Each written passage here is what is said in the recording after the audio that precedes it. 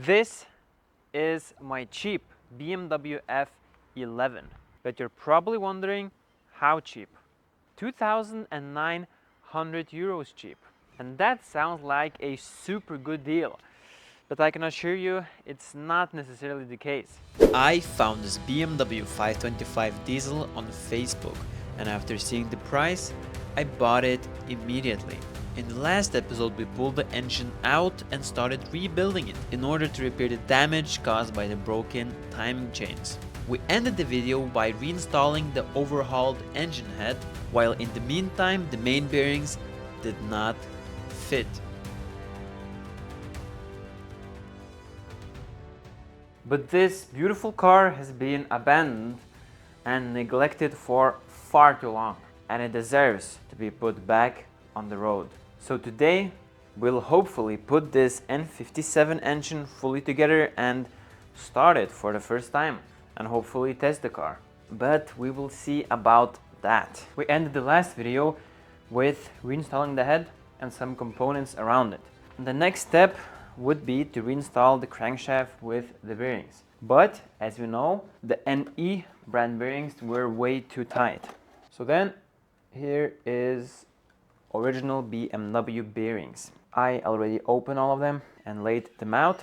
BMW has 3 different size bearings on each diameter of the crankshaft. In this case, since our crankshaft is original, there are 3 different bearings, 3 different colors. Each crankshaft and each block has different combination of bearing sizes. On the crankshaft, it says right here the numbers, and on the block it says on the back of the engine on that little plate. So here we have all of the caps. I'll just remove the NE bearings from them. On this engine, all of the bottom bearings, they are the number 2. Here you can see the number. And number 2 means that they are the green ones. They're not green, but they're called green. Number 2. There you go. That's it. That's all the caps installed. Now remove the bearings. Normal main bearings is also number 2 green,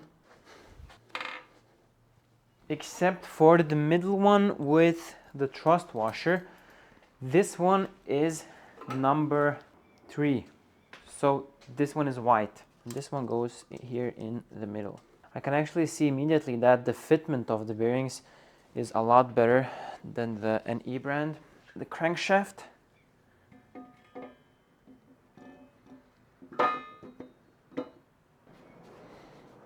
Then I am applying plastic gauge to check the clearance.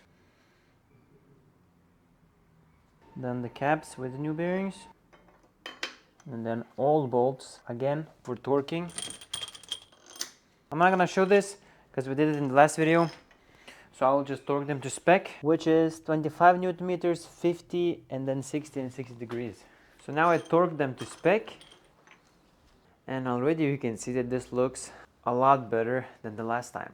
And using this filler gauge, we can measure the clearance. On this engine, the main bearing clearance is supposed to be between 0.0 and 23 up to 0.054. We can immediately see that. It's around 0.038, 38. All of the bearings are the same, around 0.038.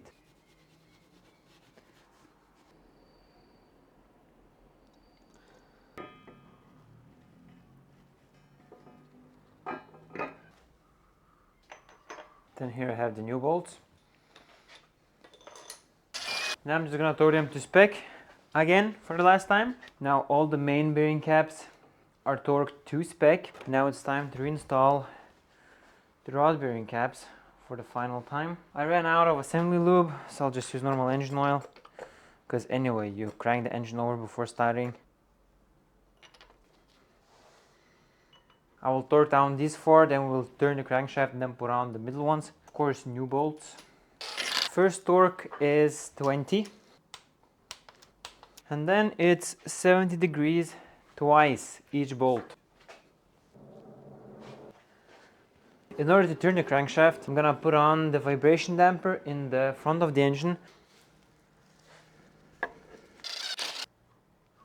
Wow, it spins quite easily. And then the last rod caps. Spins super easy. The crankshaft is fully in. Before we start reassembling the whole timing chain unit, I want to reinstall the oil pump since we're still at the bottom here. Oil pump that was on the engine, it was still okay. It wasn't bad or anything, but these engines exactly, they suffer from oil pump failures, which then lead to bearing failure and all sorts of problems. So just in case, I picked up this. This is an aftermarket Peerberg oil pump.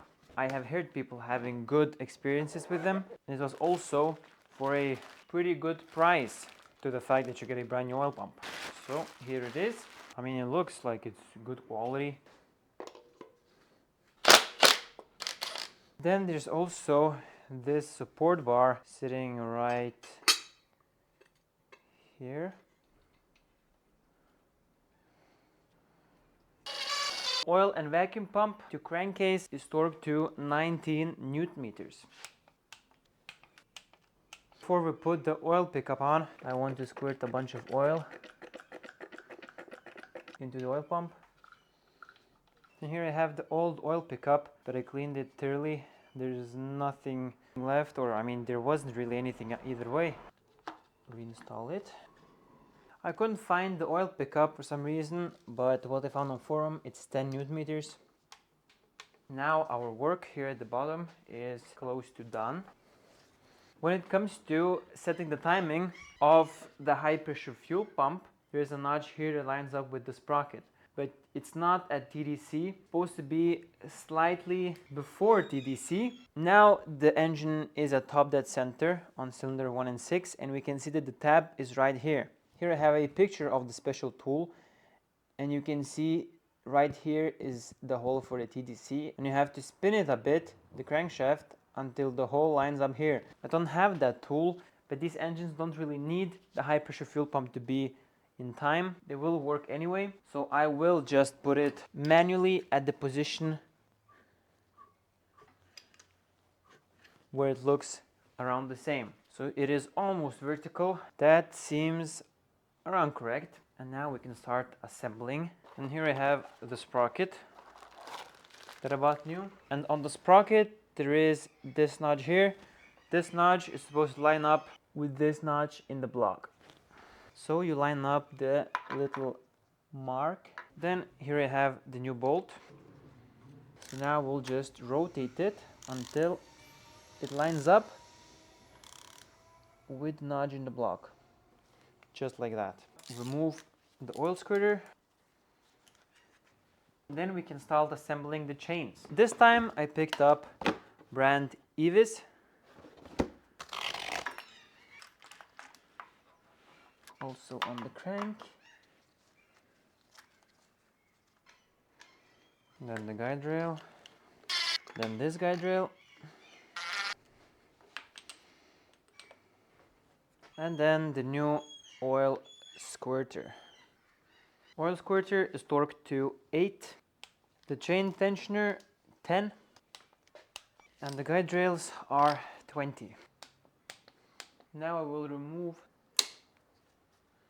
Now it's doing the job, tensioning. I'll put on the flex plate real quick. Now I'm gonna turn the engine back at around the TDC. I'll put the pin in and I'll torque the high pressure fuel pump to 65. Remove the flex plate and install the oil pump chain, which I have here. Never mind, I said wrong. The oil spray nozzle is also 10 Newton meters. Then the oil pump sprocket is torqued to 5 Newton meters. And then it's 50 degrees. However, now the engine is gonna turn over when we try to torque it down. So I will just counter hold it on the back of the engine and put a breaker bar on the vibration damper. Now I need to torque this thing to 50 degrees. Now I'll just put the engine at TDC again. Here I have all the lifters. I rechecked them again, and all these ones are good. I also got a full set of second-hand lifters and hydraulic valves, together with the head and camshaft carrier with the camshaft itself that I bought from Lithuania. These camshafts are kind of hard to get. Has done some silicone action here. Now I will remove the old gaskets here, which are literally plastic. Holy, I have not seen gaskets that hard before. I think I will remove the cams so I can clean them, and that will make it easier to remove the sealant.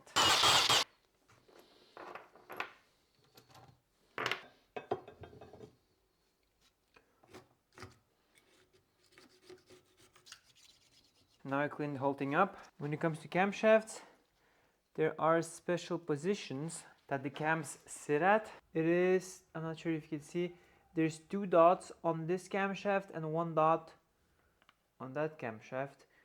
They're supposed to align. 2 dots on this, 1 dot on this, so they're supposed to match. Now they do. The cams to the carrier are torqued to 10. And here I also have all new gaskets. And now on with... Never mind. What am I doing? Not yet. Firstly, we need to put on all of the hydraulic valves with the lifters.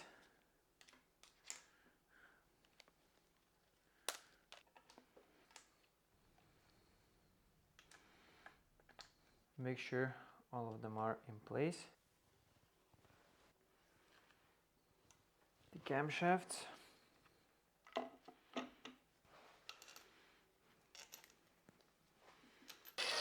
The carrier to the cylinder head is 13. Now I'll put on the camshaft locking tool. And when you have locked the camshafts, the lobes on cylinder 6 are supposed to look this way. Or, well, you can look at the 2 dots, and 2 dots are supposed to match to the 1 dot on the other camshaft. Then here I have new upper sprocket together with upper chain on the high pressure fuel pump and then on the cams. Then put in this guide rail here and torque it to 20. Then I move the upper guide rail bolt. I will put slightly some sealant here on the treads so it don't decide to leak, because I have seen them leaking quite often. Then we put in the other guide rail.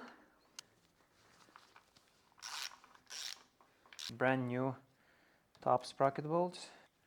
And that is it. Now we need to reseal this whole case cover. Then we will be able to lock the camshaft precisely, because the case cover also makes this hole smaller and more precise when we put in the locking pin, because now it's like kind of loose. Now I just want to degrease the surface. Also put some oil on the chain. And here I have a new gasket.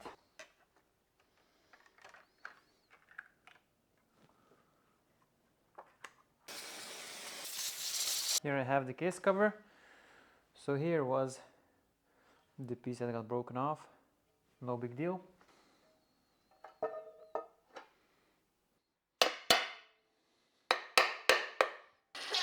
I always like to tighten it down evenly.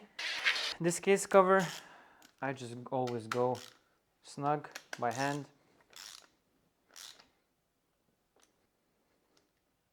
Time for the rear main seal.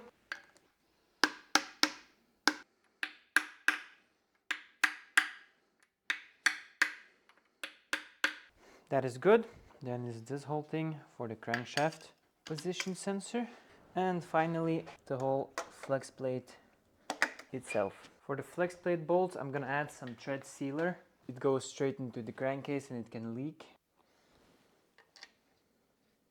All these bolts are torqued to 120 Newton meters. Now we have it in place. It is locked. You make sure you have enough spaces for these little bolts for the camshaft to move. And then we will reinstall the upper tensioner. 70 Newton meters. Flex plate is locked. Camshaft tools on. The dots line up on the cams, and we will torque the camshaft bolts to 17 Newton meters.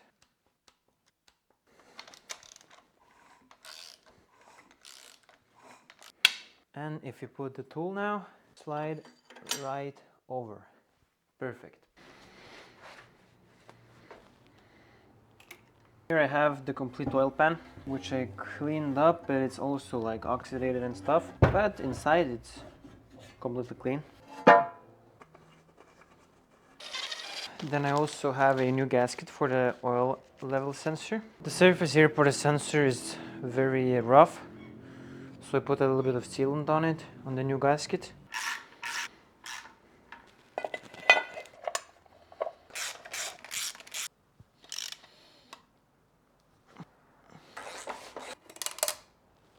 Here I have a brand new filter.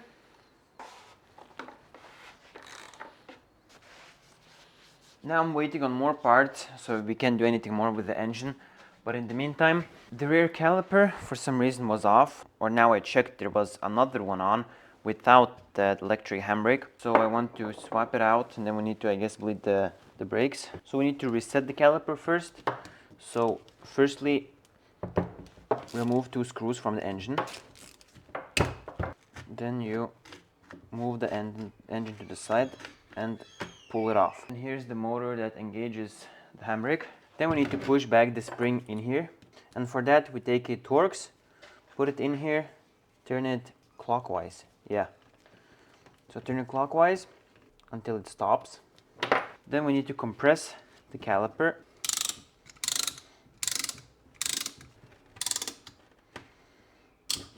I will also remove the bleed screw, just so I know that it's loose and clean. And now when the caliper is reset, we install the handbrake engine. Okay, now we can reinstall the caliper. I snapped off the bleeding nipple, so now I'm just gonna try to weld a nut on it, remove it.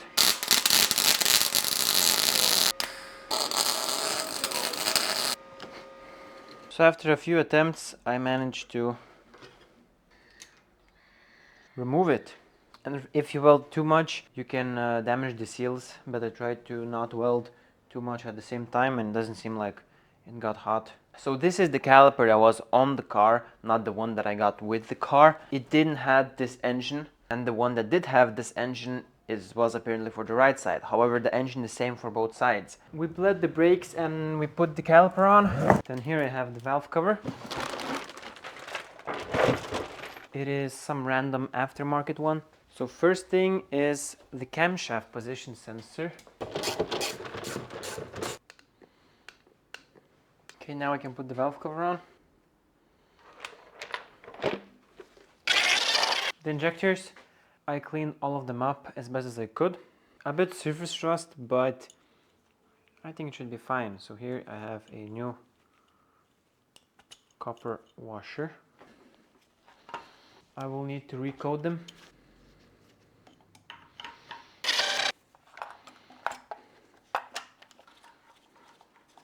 Okay.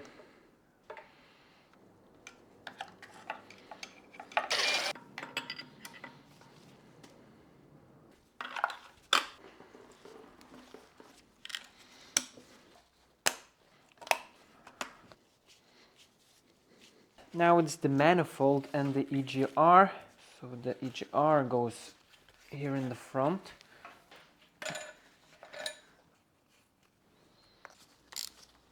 Now I see that this pipe goes on the intake manifold, so I will put on the intake manifold right now. The beautiful one that we completely cleaned out, and since the flaps were all messed up, we removed the flaps. It goes on like this.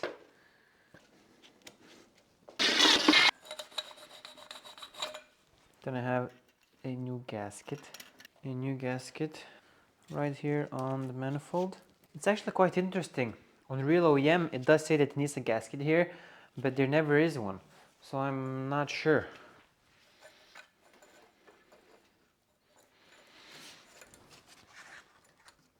two new bolts because we broke off two bolts when we removed it.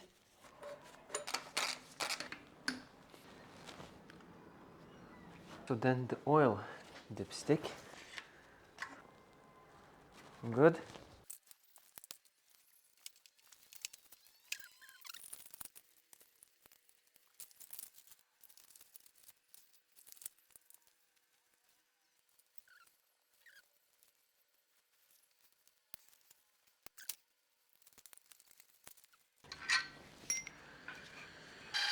These bearings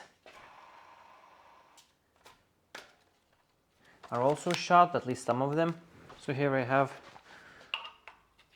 new ones.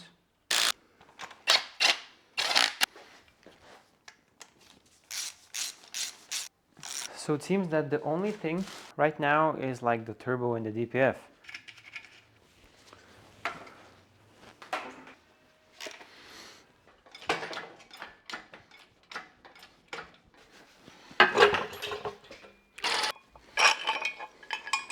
So there is a ring gasket like this that sits on the top of the turbo.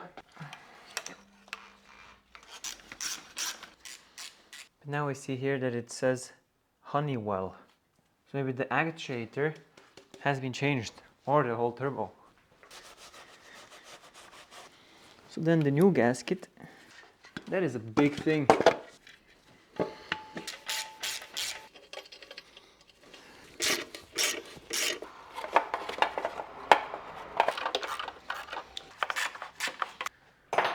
So everything here is correct, as it should.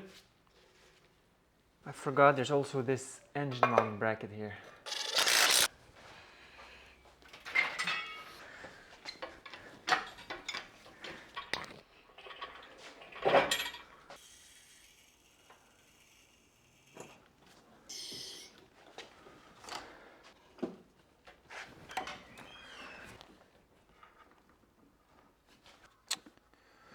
Peace.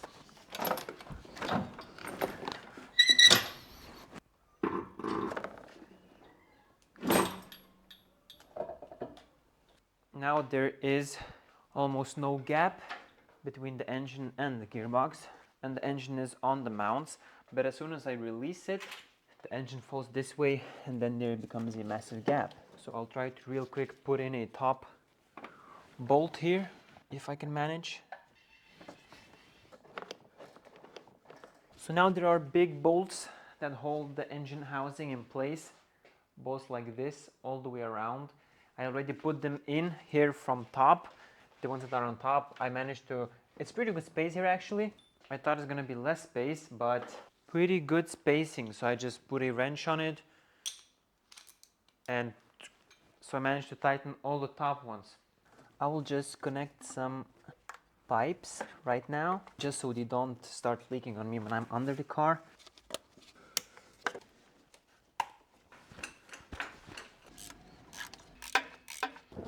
I put in all the rest of the housing bolts. When you put in torque converter bolts, always make sure to put all the bolts in and only then torque them down, because if you don't, it like to go a bit sideways, then you won't be able to put the bolt in at all.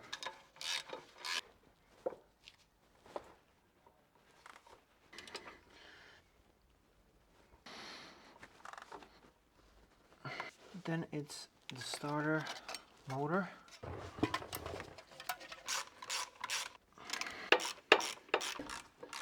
Now I connected everything under. I'll put on the AC compressor right now.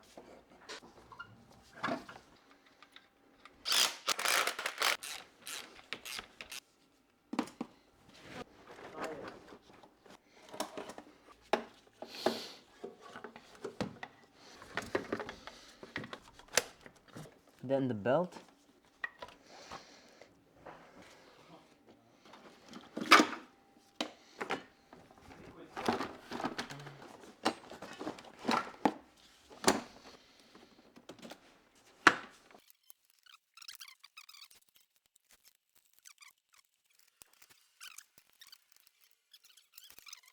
Seven liters of 5W30. I charged the battery a while ago, so I'll just check now. What's the state of it at the moment? Okay, it's dead. I connected 12 volts from a good battery and there's a bunch of sounds now. Never mind, I need more diesel anyway. It's not enough to bleed this fuel system. Okay, I'm back. I added some diesel, around 20 liters, full this. I also had forgot to replace the fuel filter, so I did replace the diesel filter, which sits right there in the middle of the car. Now we should be able... Yeah, now I have a half tank of diesel. I don't know why we get transmission fault, since I did back out the screw. Maybe we just need to start it and delete it. It's quite dark in here, but there's a bunch of codes. It was not contacting the ECU, but that's because I had forgot one ground cable from the ECU. So now I wrote in all the numbers from the injectors. It is these numbers right here.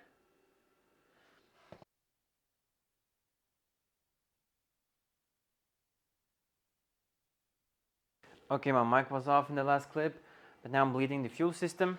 But while that is getting done, I want to install the filter.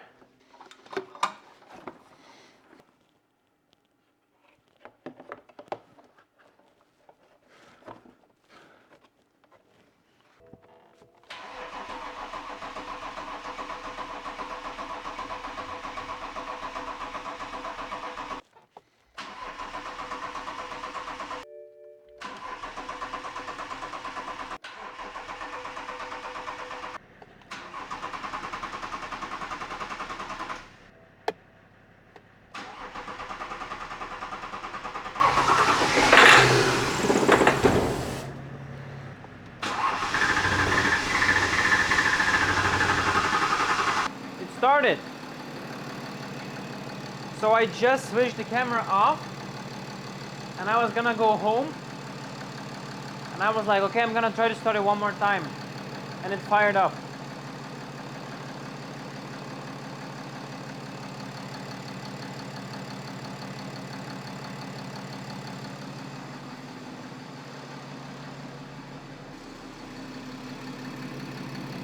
I guess the system was just full of air. That's why it didn't start. 2 at night, so it sounds weird because there's nothing here right now. No covers, nothing. Firstly, the coolant.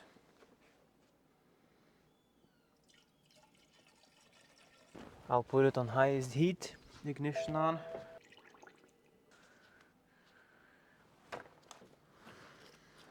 And then there's this thing in the back.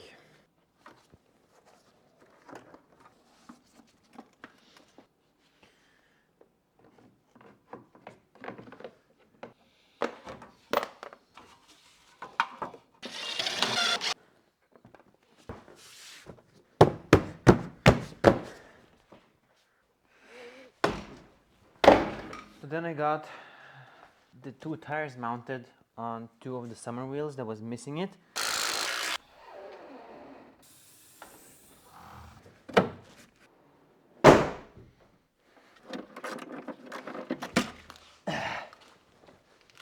Here we have some other battery.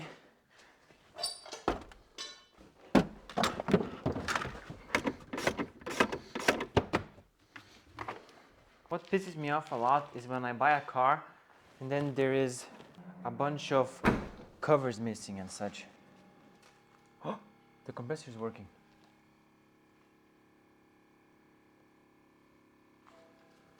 Is it lifting itself up? Cover's missing, but luckily I found a second-hand one in the same color, so that was pretty damn lucky. Yes.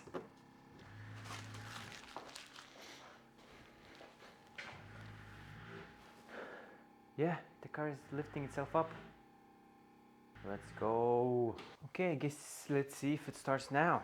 And I want to see if it actually moves, because there was a gearbox fault earlier.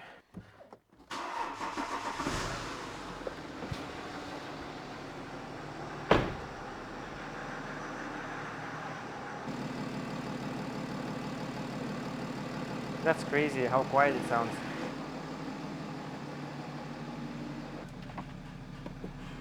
Yeah.